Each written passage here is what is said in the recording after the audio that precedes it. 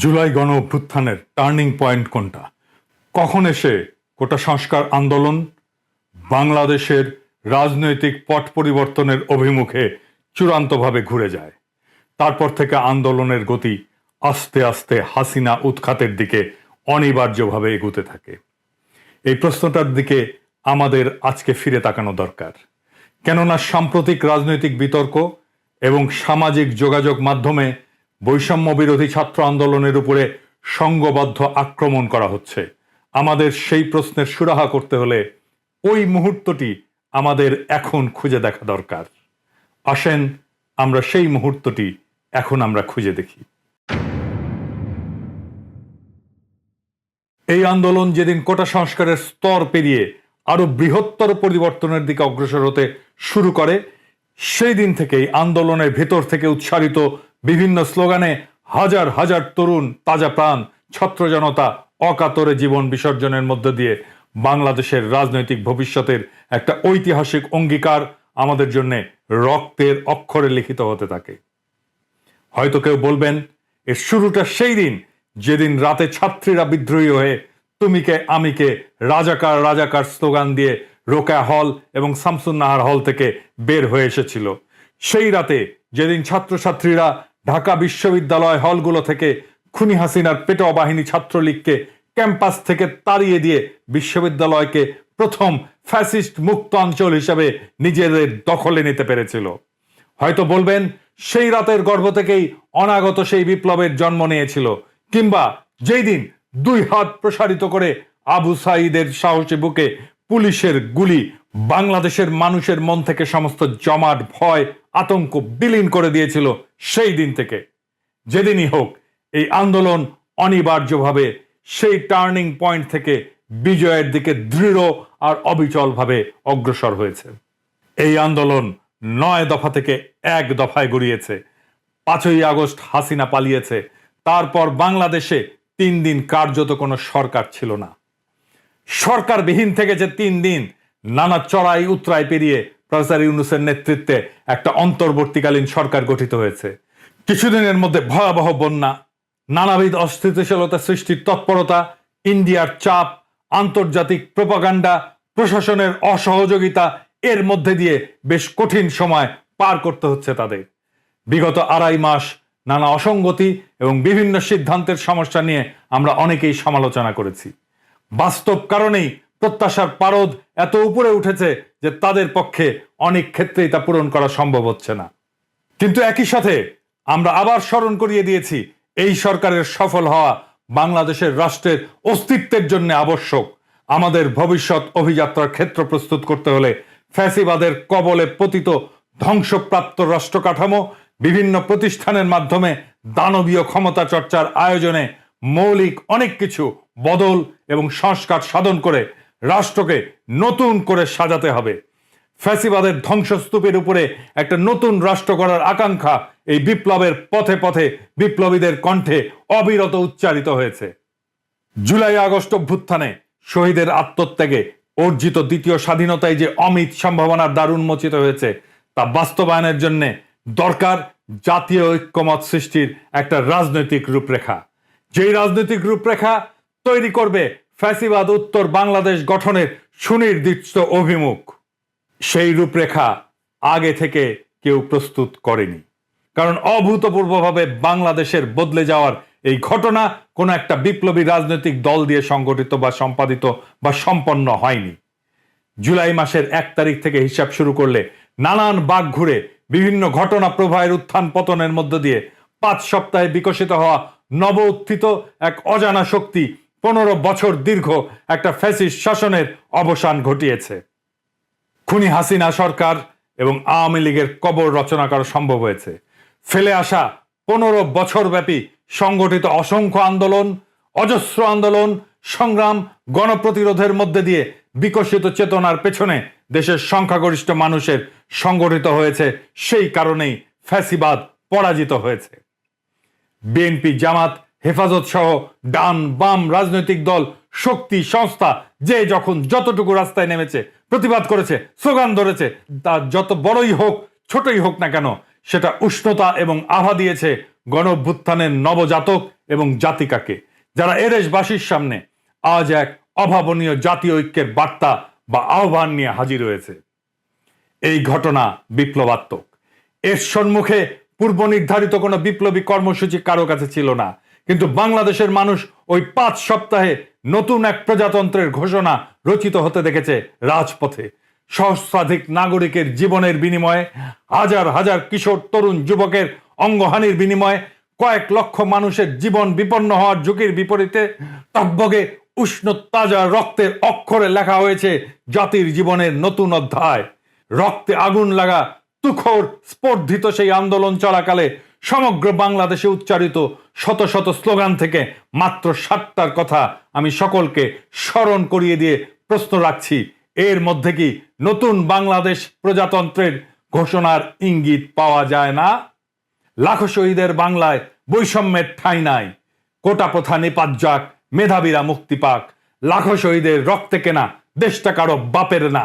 জাতির পিতা ইব্রাহিম, শেখ মুজিব ঘোড়ার ডিম, স্বৈরাচারী বুবুজান নৌকা লইয়া ভারত যান। যে বলেছে রাজাকার তার 14 গোষ্ঠী স্বৈরাচার, পা চাটলে সঙ্গী, না চাটলে জঙ্গি।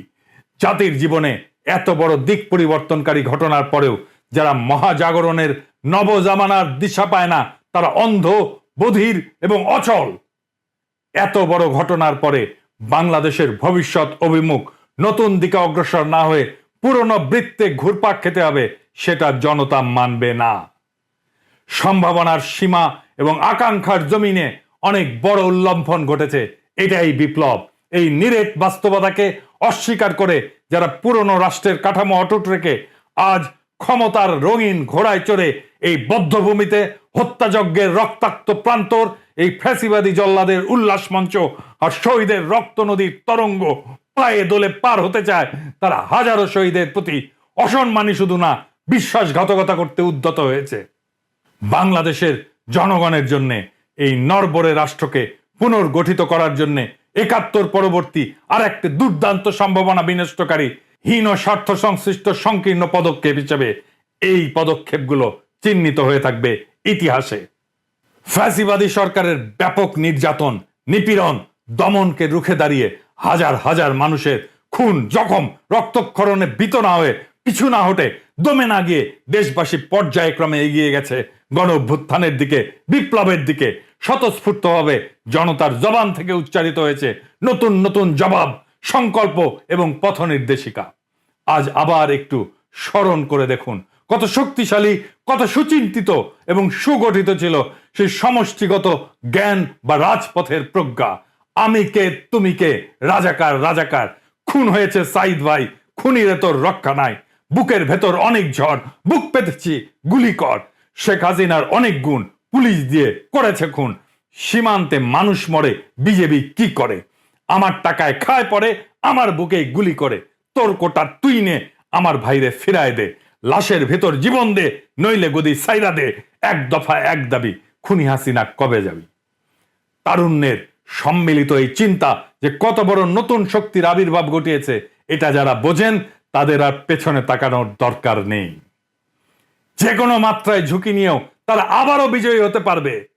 আর যারা এটা বোঝেন না, সেই প্রাচীন পুরাতন রাজনৈতিক দল এবং নেতৃত্বের পরাজয় অনিবার্য হয়ে উঠেছে।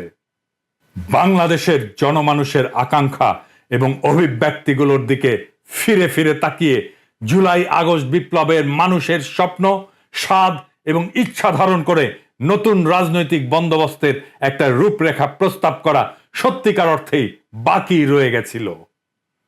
দেরিতে হলেও বৈষম্য বিরোধী ছাত্র আন্দোলনের সদ্য ঘোষিত 5 দফার মধ্যে জুলাই আগস্ট বিপ্লবের আকাঙ্ক্ষাকে ধারণ করে ফ্যাসিবাদী ব্যবস্থার বিলোপ, স্বৈরতান্ত্রিক ক্ষমতার পুনরুত্থান রোধ এবং বাংলাদেশ রাষ্ট্রকে সাম্য, মানবিক মর্যাদা এবং ইনসাফের আদর্শে সিক্ত করে পুনর্গঠনের রাজনৈতিক ঘোষণা ব্যক্ত করা হয়েছে।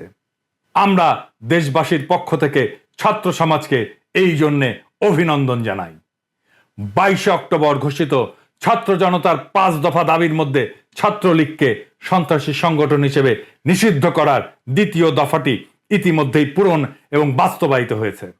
71-এর মুক্তিযুদ্ধের মধ্যে দিয়ে বাংলাদেশ থেকে পাকিস্তান যেভাবে প্রত্যাখ্যাত, খারিজ বা চিরতরে নিষিদ্ধ হয়ে গেছে, সেভাবে গত 15 বছর খুনি হাসিনার ফ্যাসিবাদী শাসনের বিরুদ্ধে জনগণের সংগ্রামের মধ্য দিয়ে, বিপ্লব বিজয়ের মধ্য দিয়ে অর্জিত বিজয়ের ফলে আওয়ামী লীগ, ছাত্রলীগ, যুবলীগ সহ তাদের সকল সংগঠন, সংস্থা, জোট কার্যত নিষিদ্ধ হয়ে গেছে।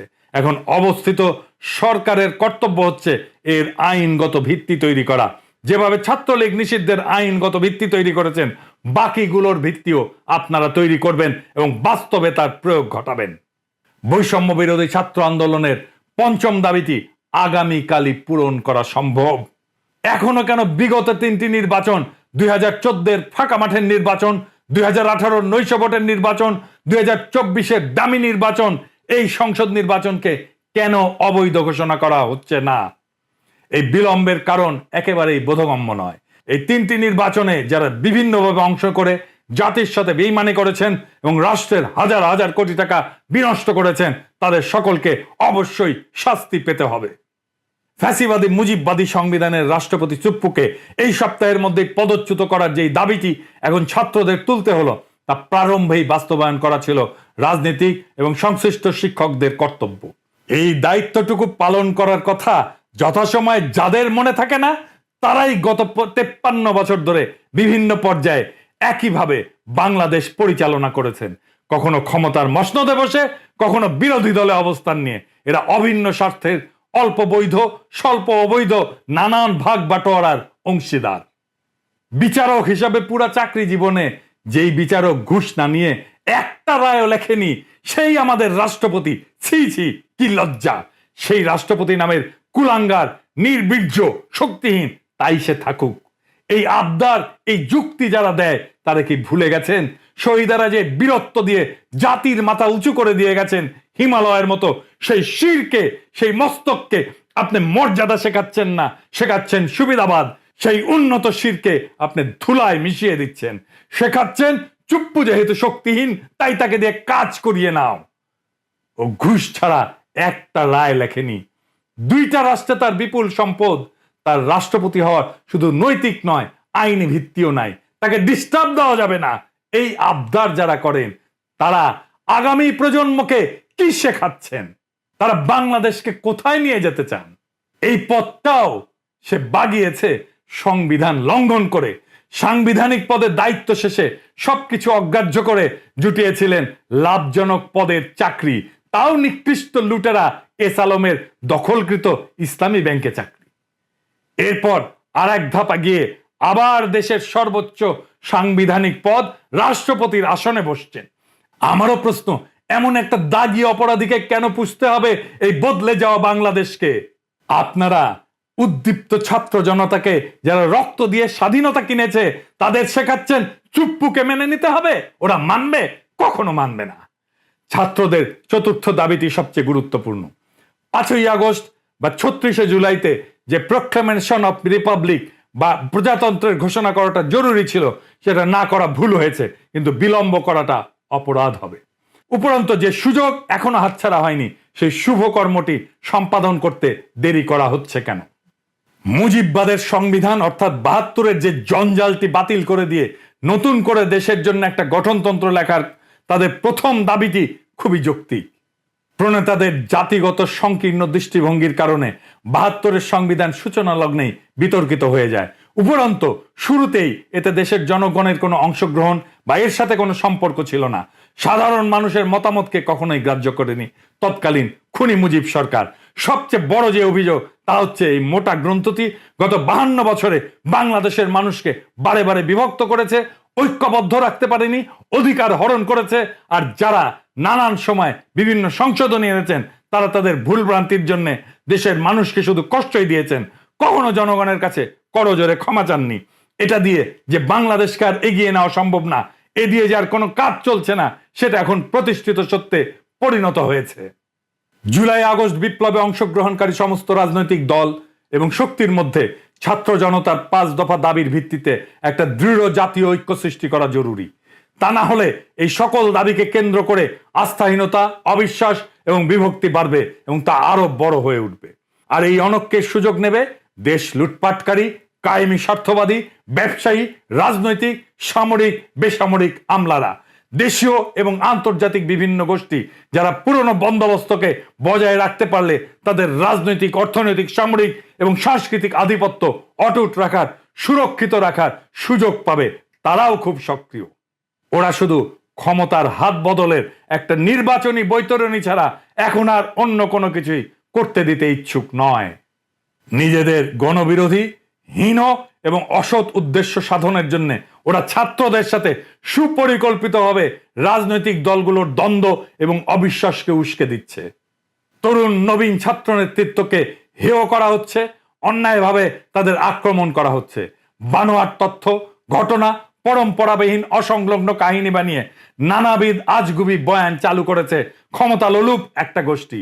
ওদের যুক্তি হচ্ছে ছাত্র জনতার ঐতিহাসিক গণ অভ্যুত্থানের মাধ্যমে গঠিত সরকারের বৈধতা শুধুমাত্র একটা নির্বাচন আয়োজনের এবং সম্পন্ন করার মধ্যে সীমাবদ্ধ থাকবে।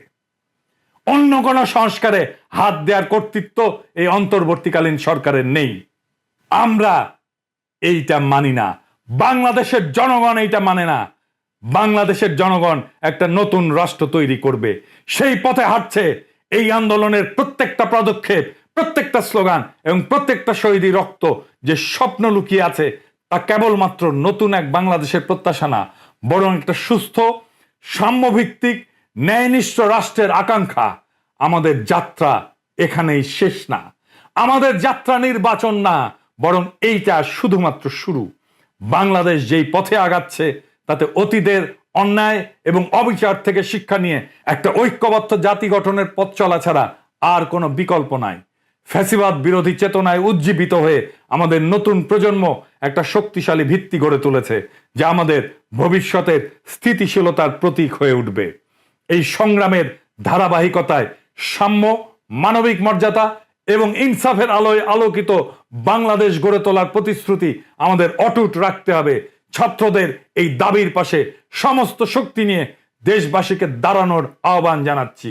নির্ভয়ে আগাও বাংলার তারুণ্য, আমরা একসাথে আমাদের মাতৃভূমিকে নক্ষত্রের পথে উড়িয়ে